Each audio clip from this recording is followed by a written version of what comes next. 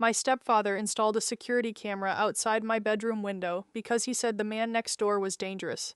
3 years later, when I finally needed someone to save me, I climbed out that same window and ran straight to the neighbor he'd spent years warning me about. I was 9 years old when the Harris family moved into the blue house across the street. At least that's how my stepfather Richard always referred to them, the Harris family. But in reality, there was only one person living there. His name was Daniel Harris, a quiet man in his late 30s who kept mostly to himself and rarely spoke to anyone in the neighborhood. The day he arrived, Richard stood beside our front window watching movers carry furniture into the house. I still remember the way his jaw tightened and the strange excitement that appeared in his eyes. He called me over and rested a hand on my shoulder as we watched Daniel unload boxes. "Stay away from that man," he said immediately. "You hear me, Ava? Men like him are trouble." When I asked what he meant, Richard gave a dramatic sigh and lowered his voice as though sharing a terrible secret. He explained that Daniel had recently lost custody of his daughters and claimed that decent fathers didn't lose their children unless something was seriously wrong with them. I didn't understand much of what he was saying, but I understood enough to feel frightened. That seemed to be exactly what Richard wanted. He spent the rest of the evening telling my mother and me stories about dangerous men who targeted children. By bedtime, I was terrified of the stranger living across the street despite never having spoken a single word to him. The next morning, Richard announced that he had a solution. After work, he came home carrying security equipment and spent hours drilling, wiring, and installing cameras around the house. One camera faced our driveway, another pointed toward the backyard, but the one that confused me most sat directly outside my bedroom window.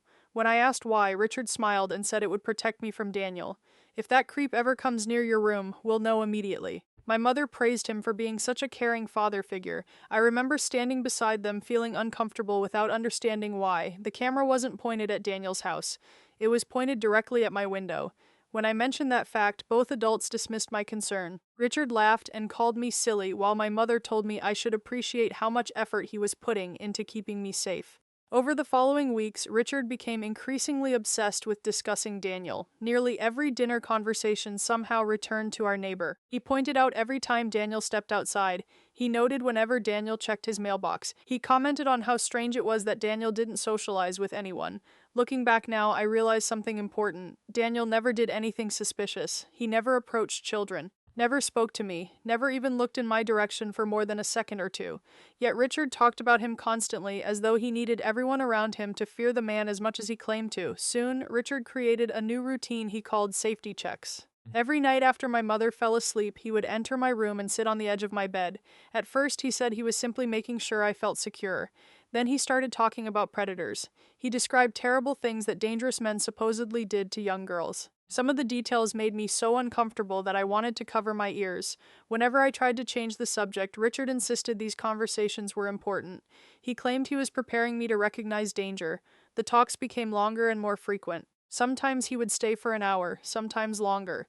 One evening, I finally gathered enough courage to tell my mother how uncomfortable his visits made me feel.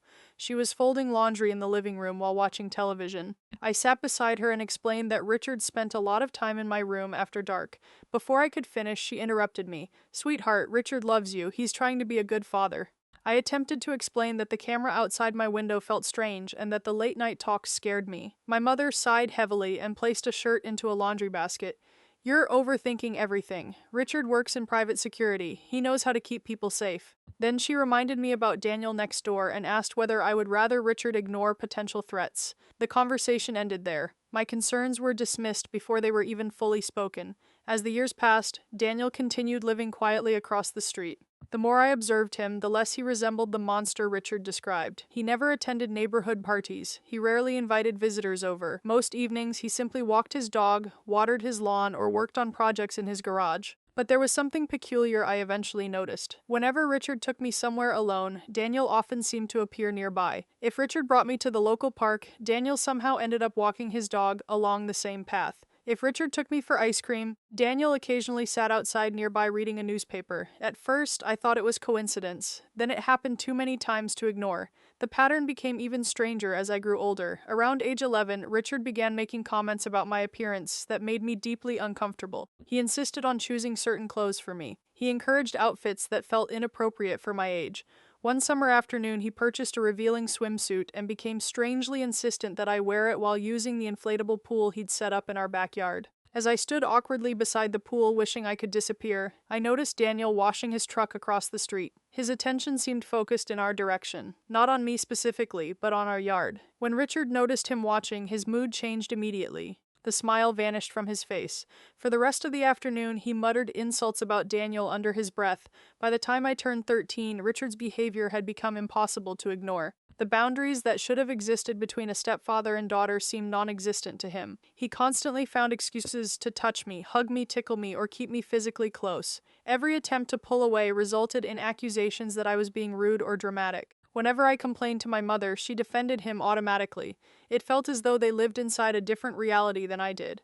A reality where Richard was perfect and every concern I raised was evidence that I was troubled or ungrateful. The isolation grew worse with every passing month. Then came the afternoon that changed everything. My mother was working late, leaving Richard and me alone at home. He had spent most of the day drinking beer in the garage while listening to loud music. I was trying to sneak past him on my way inside when he suddenly blocked my path. The smile he gave me sent fear racing through my body. He stepped closer and commented on how grown up I looked.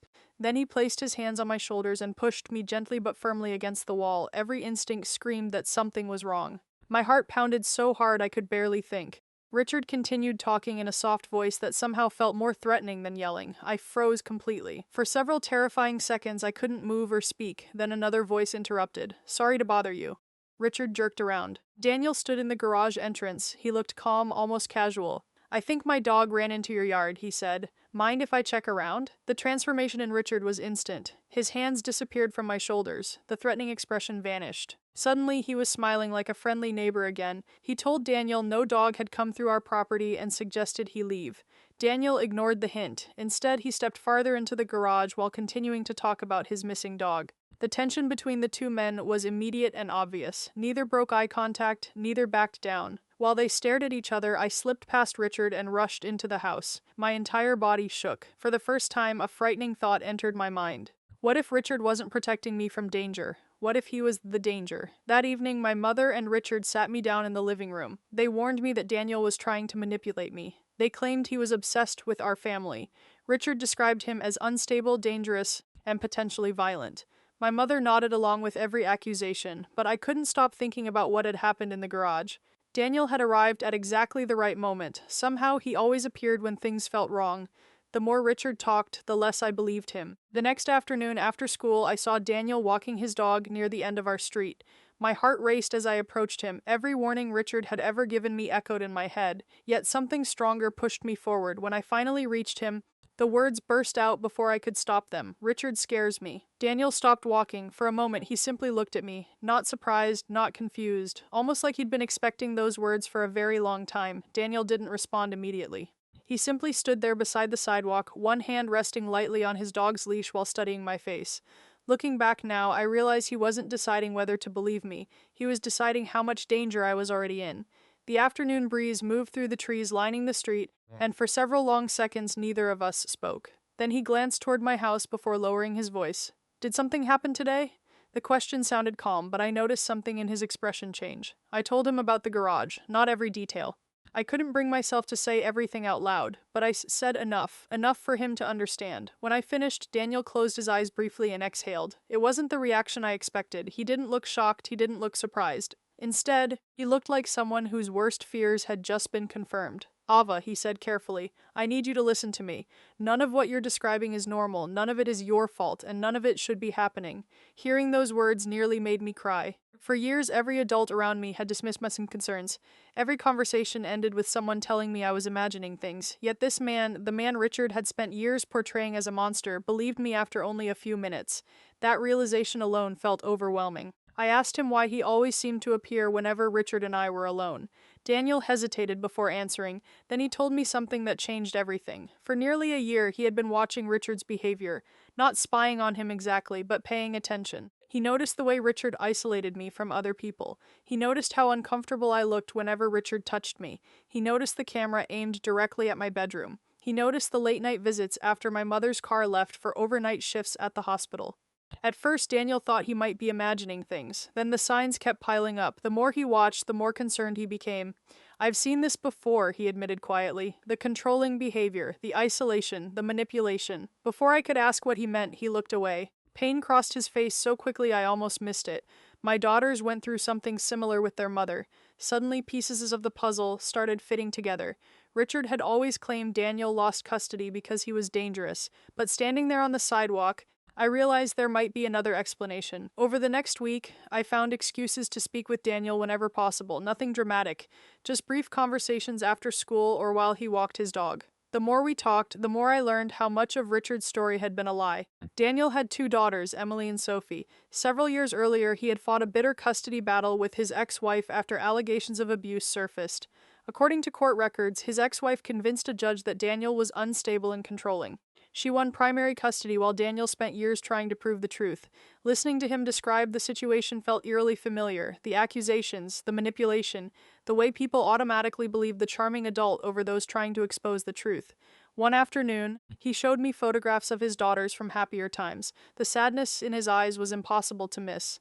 "I haven't given up on them," he said, "no matter what anyone says." For the first time, I understood why he paid such close attention to what happened across the street. He recognized patterns because he'd lived through something similar himself. Meanwhile, life at home grew worse.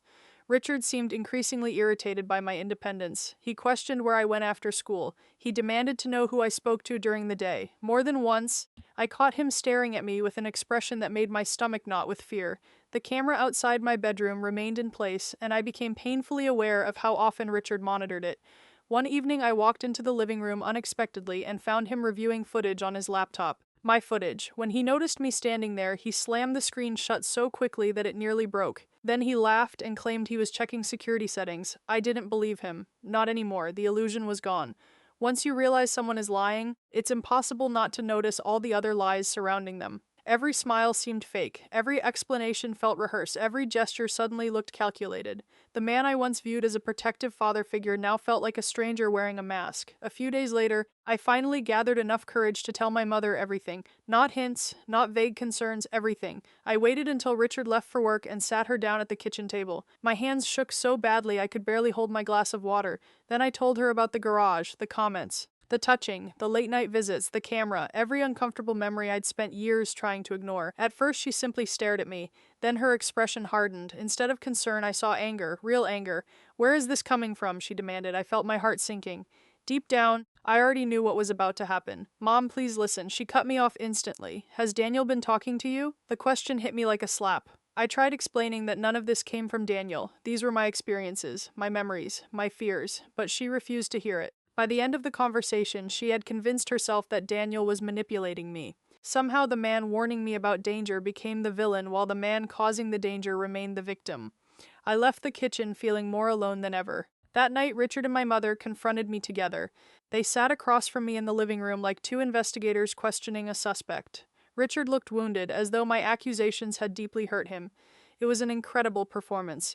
If I hadn't lived through the reality, I might have believed him myself. He talked about sacrifice, about everything he'd done for our family, about how much he loved me. My mother cried. Richard comforted her. The entire scene felt surreal. Somehow I had become the problem. The conversation ended with strict new rules. I wasn't allowed near Daniel's house. I wasn't allowed to speak to him. I wasn't allowed to leave the property without permission. Richard even suggested transferring me to a different school. The restrictions felt less like protection and more like imprisonment.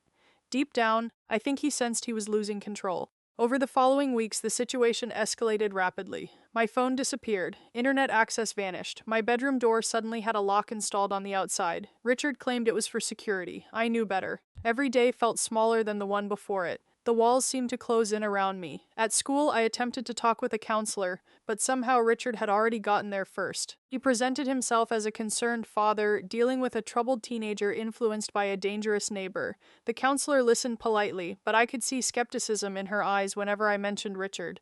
The same thing happened with teachers. The same thing happened with a police officer I briefly spoke to during a community event. Richard's reputation protected him like armor. He coached youth sports. He organized charity drives. He sponsored local fundraisers. Everyone loved him. Everyone trusted him. And because of that, nobody trusted me. Then one evening something happened that destroyed any remaining illusion I still held about my mother. I overheard an argument between her and Richard after they thought I was asleep. At first, I couldn't make out the words. Then their voices grew louder. My mother sounded nervous. Richard sounded angry. Finally, I heard her say something that made my blood run cold. What if she's telling the truth? Silence followed. Then Richard laughed. Not a nervous laugh, not an offended laugh, a confident one. And who's going to believe her? He asked. My mother's response never came. She didn't argue, didn't protest, didn't defend me. The conversation ended there. Lying awake in bed that night, I realized something terrible. Maybe she knew. Maybe she had known for a long time. Maybe believing me would require admitting she'd failed to protect her own daughter, and maybe that truth was something she couldn't face. The next afternoon, I found a folded piece of paper hidden beneath the windshield wiper of my bicycle. My heart raced as I unfolded it. The handwriting belonged to Daniel. If you need help, leave your bedroom light on after midnight. That was all it said. No signature, no explanation. Just one simple sentence. For the first time in months, I felt something I hadn't experienced in a very long while. Hope, unfortunately. Richard found the note before I could destroy it, and the moment he did, everything became far more dangerous than either Daniel or I could have imagined. The moment Richard found the note, I knew something terrible was about to happen. He discovered it accidentally while cleaning out my backpack after school, a habit he had developed over the previous few months under the excuse of making sure I stayed safe. I was standing in the kitchen when I heard him call my name.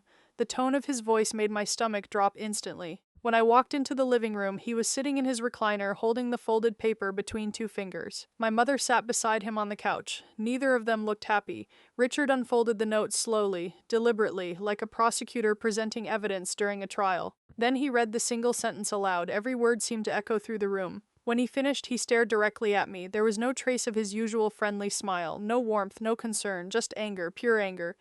"How long has this been going on?" he asked. I tried to think of an answer that wouldn't make things worse, but there wasn't one. Before I could speak, my mother jumped in. She immediately blamed Daniel. She accused him of manipulating me, grooming me, turning me against my family. It was the same story they always told, only now they sounded more desperate than ever. As they spoke, I realized something important. They weren't worried about me. They were worried about losing control of me. That night was one of the worst nights of my life. Richard removed my bedroom door entirely. He claimed it was because I had broken his trust. According to him, privacy was a privilege that I no longer deserved. My mother didn't stop him. She stood in the hallway watching while he carried the door into the garage. I remember staring at the empty doorway afterward, feeling exposed and powerless. Every time I looked up from my bed, I could see directly into the hallway. Anyone passing by could see into my room. It felt intentional. It felt like punishment.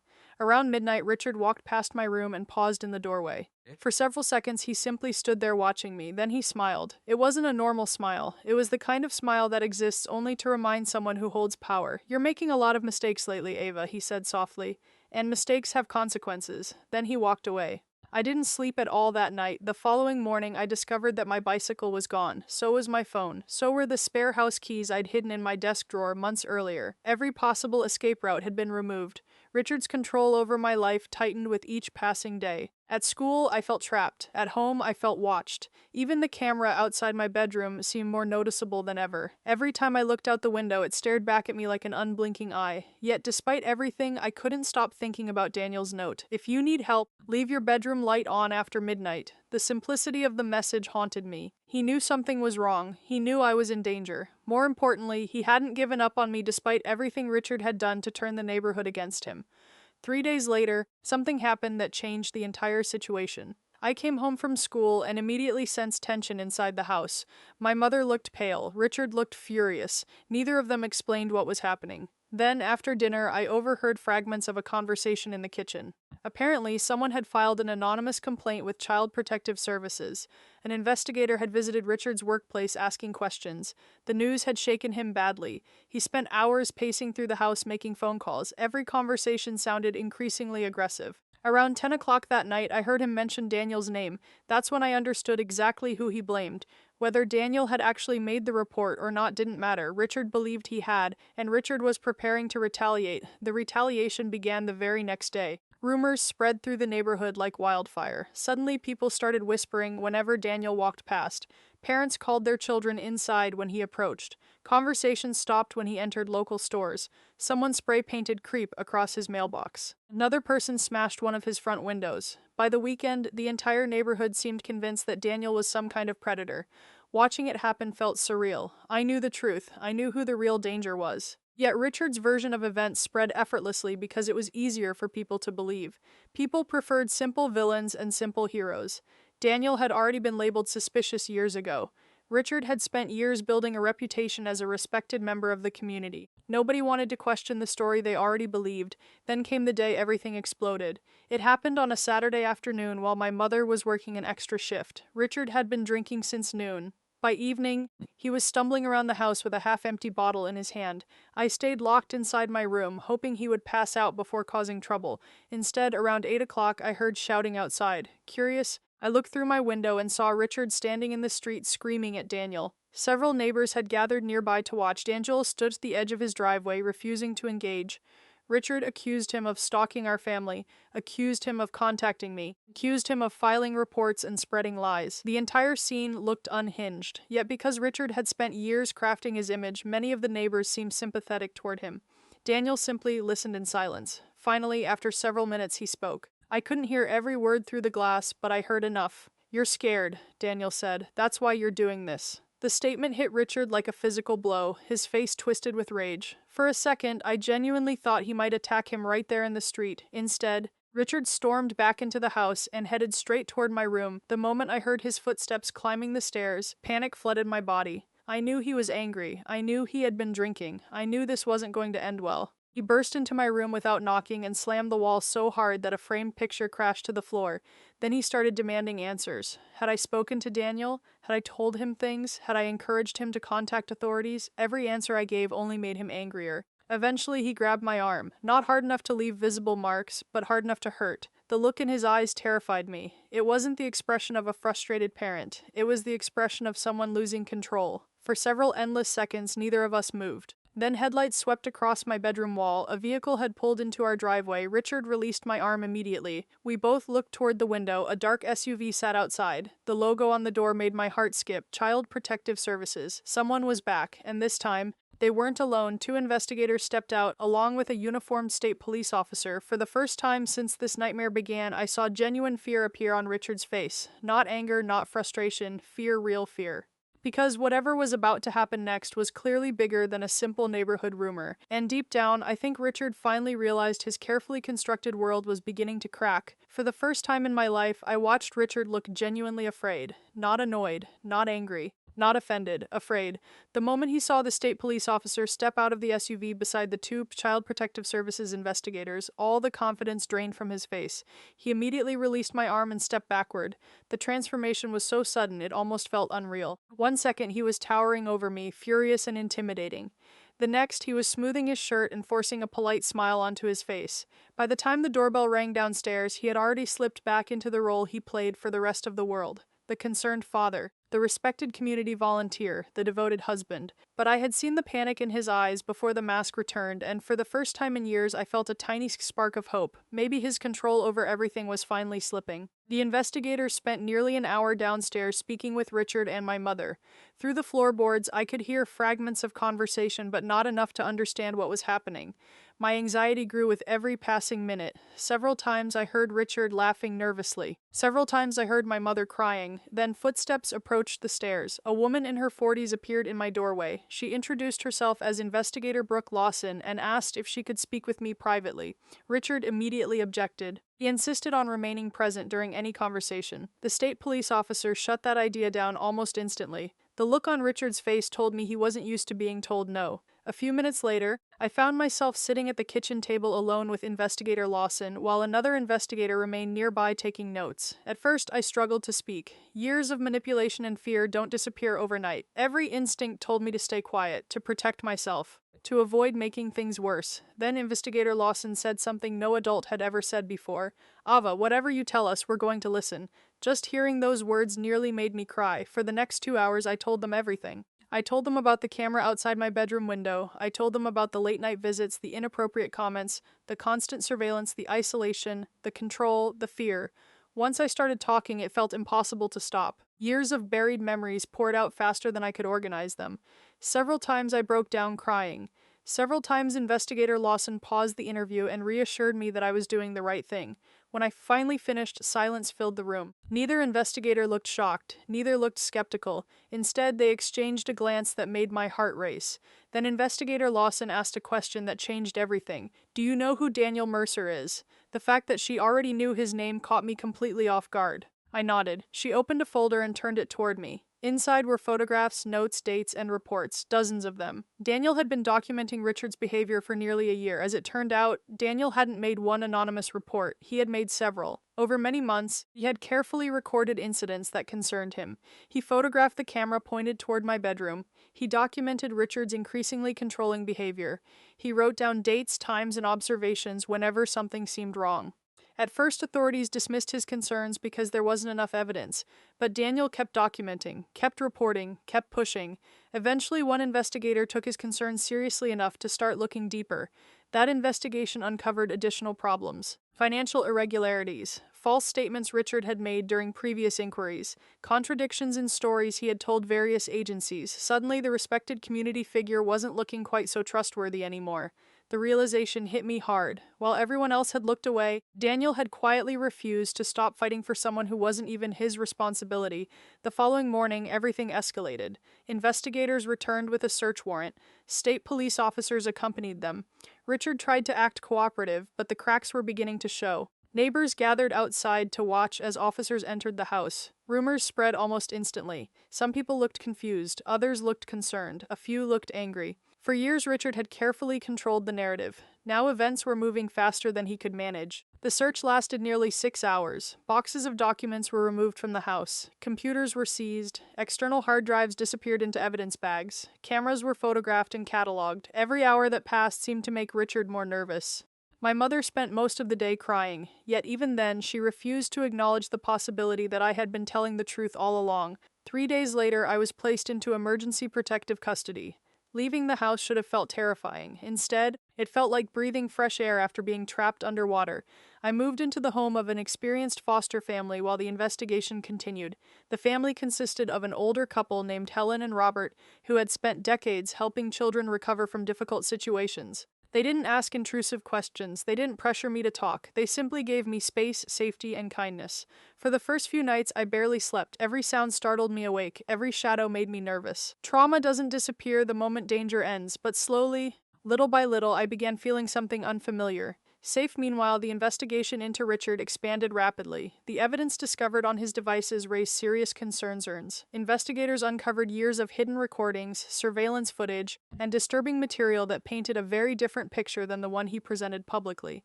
The camera outside my bedroom became a major focus of the case. Richard's explanations kept changing. First, he claimed it was for security. Then he claimed it was installed by mistake. Then he claimed someone else configured it.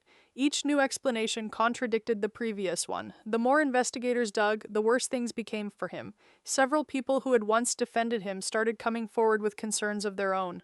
Former coworkers described manipulative behavior. Neighbors admitted they had noticed things that seemed strange but never reported them. The carefully constructed image Richard spent years building began collapsing under the weight of reality.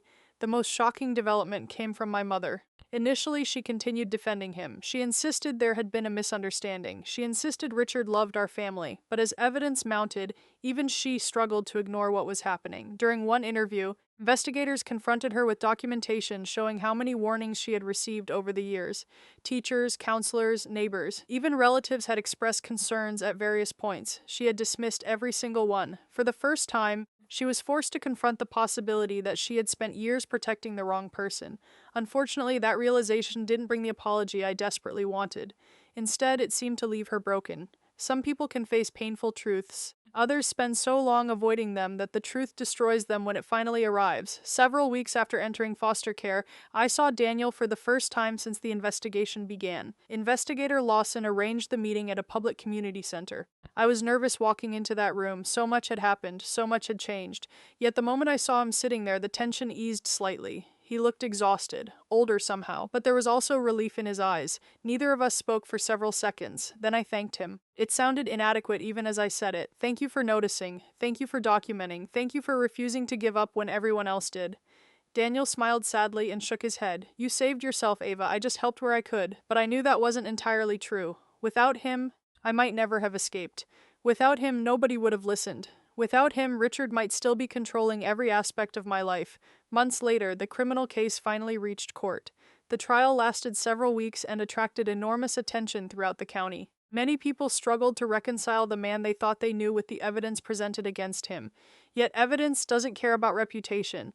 It doesn't care about popularity. It simply exists. Piece by piece, investigators presented everything they had uncovered. The surveillance footage, the recordings, the witness statements, the documentation Daniel had collected, the testimony from experts. By the end of the trial, the truth was impossible to ignore. Richard was convicted on multiple charges and sentenced to a lengthy prison term. As officers led him from the courtroom, he looked around desperately as though searching for someone to blame, for someone to save him. Nobody did. Life afterward wasn't magically perfect. Healing never works that way. There were still nightmares, still difficult therapy sessions, still moments when memories returned unexpectedly. But there was also freedom, safety, possibility.